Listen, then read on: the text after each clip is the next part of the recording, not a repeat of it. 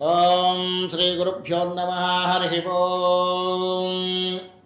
ಇವತ್ತು ನಮಗೆ ಜನ್ಮದೋಷ ಅಂತಕ್ಕಂಥದ್ದು, ಅಂದರೆ ಜನ್ಮ ಅಂತಕ್ಕಂಥದ್ದು ನಾವು ಯಾವ ನಕ್ಷತ್ರದಲ್ಲಿ ಹುಟ್ಟಿರ್ತೀವಿ ಅಂತ, ಯಾವ ರಾಶಿಯಲ್ಲಿ ಹುಟ್ಟಿರ್ತೀವಿ ಅಂತ, ಯಾವ ಗಳಿಗೆಯಲ್ಲಿ ಹುಟ್ಟಿರ್ತೀವಿ ಅಂತ, ಯಾವ ಯೋಗದಲ್ಲಿ ಹುಟ್ಟಿರ್ತೀವಿ ಅಂತ, ಆಮೇಲೆ ಎಷ್ಟನೇ ಪಾದದಲ್ಲಿ ಹುಟ್ಟಿರ್ತೀವಿ ಅಂತ, ಯಾವ ದಶೆಯಲ್ಲಿ ಹುಟ್ಟಿರ್ತೀವಿ ಅಂತ, ಯಾವ ಅಂತರ್ದಶೆಯಲ್ಲಿ ಹುಟ್ಟಿರ್ತೀವಿ ಅಂತ, ಯಾವ ಅಂತರ್ಭುಕ್ತಿಲಿ ಹುಟ್ಟಿರ್ತೀವಿ ಅಂತ, ಯಾವ ಭುಕ್ತಿಲಿ ಹುಟ್ಟಿರ್ತೀವಿ ಅಂತ.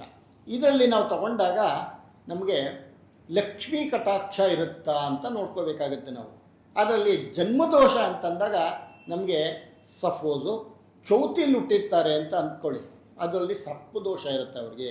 ಚೌತಿಲಿ ಹುಟ್ಟಿದಾಗ ನಾಗದೋಷಗಳು ಕಾಡುತ್ತೆ. ಅದರಿಂದ ಸಫೋದು ಶ್ರವಣ ನಕ್ಷತ್ರದಲ್ಲಿ ಹುಟ್ಟಿರ್ತಾರೆ ಅಂತ ಇಟ್ಕೊಳ್ಳಿ. ಶ್ರವಣ ನಕ್ಷತ್ರದಲ್ಲಿ ಹುಟ್ಟಿದಾಗ ಅವ್ರಿಗೆ ಬಂದಿರತಕ್ಕಂಥದ್ದು ವಿಷ್ಣು ದೋಷ ಇರುತ್ತೆ. ಅಂದರೆ ನಿಮಗೆ ಶ್ರವಣ ನಕ್ಷತ್ರ ಅಂತಂದರೆ ಲಕ್ಷ್ಮೀ ವೆಂಕಟರಮಣ, ಅಂದರೆ ತಿರುಪತಿ ತಿಮ್ಮಪ್ಪನ ನಕ್ಷತ್ರ ಶ್ರವಣ ನಕ್ಷತ್ರ, ಲಕ್ಷ್ಮೀನಾರಾಯಣ ನಕ್ಷತ್ರ ಶ್ರವಣ ನಕ್ಷತ್ರ. ಅದರಿಂದ ಈ ಥರ ನಕ್ಷತ್ರಗಳಲ್ಲಿ ಹುಟ್ಟಿದಾಗ ಅದಕ್ಕೆ ಜನ್ಮದೋಷ ಅಂತ ಹೇಳ್ತೀವಿ.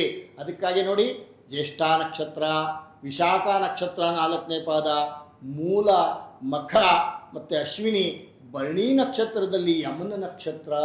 ನಾವು ಹೇಳ್ತೀವಿ ಭರಣಿ ನಕ್ಷತ್ರದಲ್ಲಿ ಹುಟ್ಟಿರ್ತಾರೆ ಧರಣಿ ಆಳ್ದಂಗೆ ಆಡ್ತಾರೆ ಅಂತ, ಅದೆಲ್ಲ ಸುಳ್ಳು.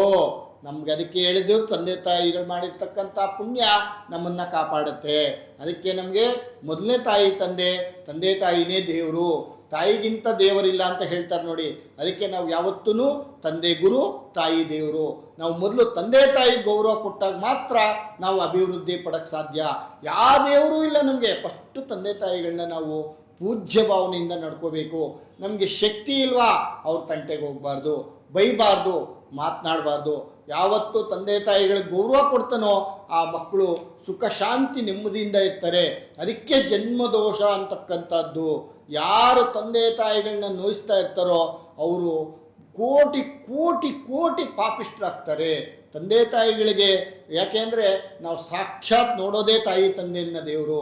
ನಮಗೆ ದೇವರೇ ಗೊತ್ತಿಲ್ಲ. ಜನನವಾದಾಗ ಅವರೇ ನಮಗೆ ದೇವ್ರ ಪೂಜೆ ಮಾಡಿಕೊಡೋದು, ಪಾಠ ಕಳ್ಕೊಡೋದು, ಸ್ಕೂಲಿಗೆ ಕರ್ಕೊಂಡು ಹೋಗೋದು, ಇವರೆಲ್ಲ ಮಾಡ್ತಕ್ಕಂಥದ್ದೇ ತಾಯಿ ತಂದೆಯೇ ನಮಗೆ ದೇವರು. ಜನ್ಮದೋಷ ಅಂದರೆ ತಾಯಿ ತಂದೆಗೆ ಸಂಬಂಧಪಟ್ಟಿರ್ತಕ್ಕಂಥದ್ದು.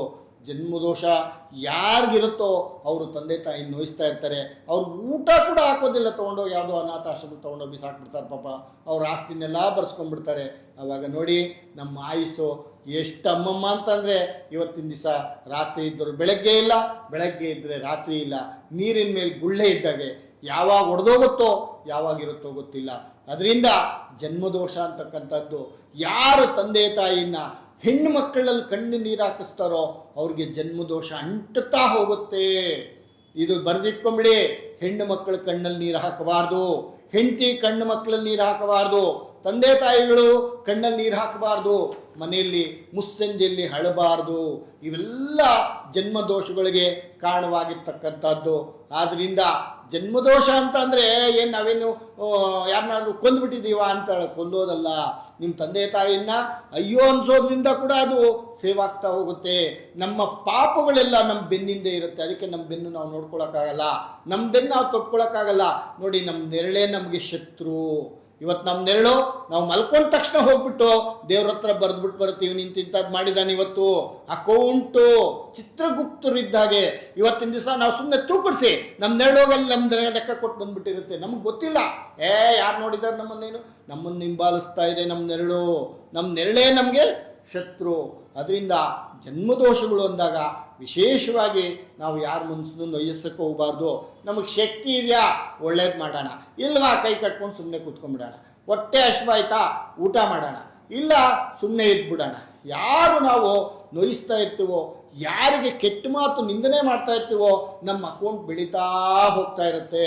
ಯಾವತ್ತು ತಂದೆ ತಾಯಿ ಗೌರವ ಕೊಡ್ತೀವೋ ಅವತ್ತಿನ ದಿವಸ ಮನೆ ಶಾಂತಿ ಸಮೃದ್ಧಿಯಿಂದ ತಾಂಡವಾಳ ಆಡ್ತಾ ಇರುತ್ತೆ. ಅದಕ್ಕೆ ನೋಡಿ, ನಾವು ಚಿಕ್ಕ ಮಕ್ಕಳಿದ್ದಾಗ ನಮ್ಮ ಅಪ್ಪ ಅಮ್ಮನ ಜೀವನ ನಮಗೆ ಸಿಕ್ಕಲ್ಲ ನೋಡಿ. ಹೆಂಡತಿನ ಸಂಪಾದನೆ ಮಾಡ್ಬೋದು, ಒಡವೆ ವಸ್ತು ಆಸ್ತಿ ಮನೆ ಅಂತಸ್ತು ಐಶ್ವರ್ಯ ಏನು ಬೇಕಾದ್ರೂ ನೀನು ದುಡ್ಕೋಬೋದು. ಒರಿಜಿನಲ್ ತಾಯಿ ತಂದೆ ನಾವು ತರಕ್ಕೆ ಸಾಧ್ಯವೇ ಇಲ್ಲ. ಒರಿಜಿನಲ್ ತಂಗಿನ ತರಕ್ಕೆ ಸಾಧ್ಯವೇ ಇಲ್ಲ. ಒರಿಜಿನಲ್ ಅಣ್ಣ ತಮ್ಮಂದನ್ ತರಕ್ಕೆ ಸಾಧ್ಯ ಇಲ್ಲ. ಆದರೆ ಹೇಳ್ತೀವಿ ಹುಡ್ತಾ ಅಣ್ಣ ತಮ್ಮಂದರು ಬೆಳೀತಾ ದಾಯದಿಗಳು ಅಂತ. ಬಿಟ್ಬಿಡಿ, ಅಣ್ಣ ತಮ್ಮಂದ್ರ ಕತೆ ನಮಗೆ ಬೇಡ. ತಾಯಿ ತಂದೆ ನೋಯಿಸಬೇಡಿ, ಜನ್ಮದೋಷಕ್ಕೆ ತುತ್ತಾಗಬೇಡಿ. ದಯವಿಟ್ಟು ಜನ್ಮದೋಷಗಳಿದ್ದರೆ ಮನೆಯಲ್ಲಿ ಪರಿಹಾರಗಳು ಮಾಡಿಕೊಡ್ತೀವಿ. ಏನೇ ದೋಷಗಳಿದ್ರೂ ಸಹ ಪರಿಹಾರ ಮಾಡಿಕೊಡ್ತೀವಿ. ಜಾತಕ ನೋಡಿದ ತಕ್ಷಣ ಆರೂಢ ಲಗ್ನ, ಪ್ರಶ್ನಾ ಲಗ್ನ, ಅಷ್ಟಮಂಗಲ, ಆ ಅಂಜನ, ನಿಮ್ಗೆ ಏನು ವಿದ್ಯೆ ಬೇಕು ಎಲ್ಲನೂ ನಮ್ಮ ಹತ್ರ ಸಿಕ್ಕತ್ತೆ. ಅದರಿಂದ ನಿಮ್ಮ ಜಾತಕ, ನಿಮ್ಮ ಫೇಸ್ ರೀಡಿಂಗ್ ನೋಡಿದ ತಕ್ಷಣವೇ ನಿಮ್ಮದು ಜಾತಕ ಗೊತ್ತಾಗೋಗುತ್ತೆ. ಅದರಿಂದ ತೊಂದರೆಗಳಿದ್ದರೆ ಯಾವತ್ತೂ ತಾಯಿ ತಂದೆ ನೋಯಿಸಬೇಡಿ. ಒಳ್ಳೆಯದಾಗಲಿ. ಸರ್ವೇ ಜನ ಸುಖಿನೋ ಭವಂತು, ಸಮಸ್ತ ಸನ್ಮಂಗಳಾನಿ ಭವಂತು. ಶಾಂತಿ ಶಾಂತಿ ಶಾಂತಿ.